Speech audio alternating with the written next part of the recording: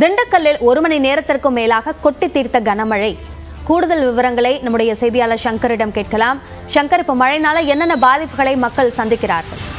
அபிநய, தற்பொழுது பாத்தீங்கன்னா தமிழகத்தில் பல்வேறு மாவட்டங்களில் மிதமான மற்றும் கனமழை பெய்ய வாய்ப்பு உள்ளது என்று தமிழக வானிலை ஆராய்ச்சி மையம் அறிவித்திருந்தது. அதன் அடிப்படையில் பார்த்தோம்னா திண்டுக்கல் மாவட்டத்தில் அதிகாலை 7 மணி அளவில் துவங்கிய சாரல் மழையாக துவங்கிய இந்த மழையானது தற்பொழுது 3 மணி நேரத்திற்கு மேலாக கனமழையாக பெய்து வருகிறது. இந்த கனமழை பெய்து வருவதன் காரணமாக திண்டுக்கல் நகர் பகுதிகள் மட்டுமன்றி கிராம பகுதிகளிலும் வெள்ளம் சூழ்ந்து காணப்படுகிறது.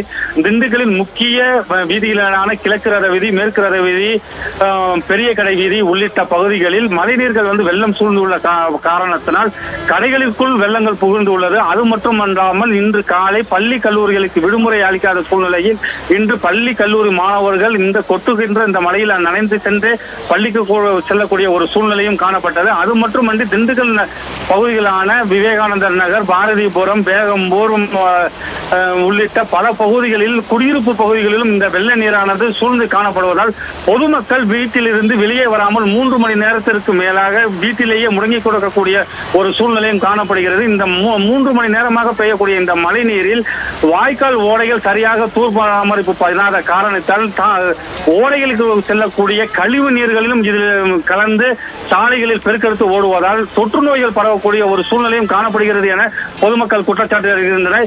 இந்த 3 மணி நேரத்துக்கு மேலாக பெய்யக்கூடிய இந்த கனமழை காரணமாக சாலைகள், வீடுகள் மற்றும் கடைகளில் சூழ்ந்துள்ள இந்த மழை நீரை உடனடியாக மாவட்ட நிர்வாகம், மாநகராட்சி நிர்வாகமும் அப்புறப்படுத்தக்கூடிய ஒரு சூழ்நிலையில் ஈடுபட வேண்டும் என்பதும் இந்த பொதுமக்களுடைய கோரிக்கையாக உள்ளது. அபிநயா, மழை பாதிப்புகள் சார்ந்த விரிவான விவரங்களுக்கு நன்றி சங்கர்.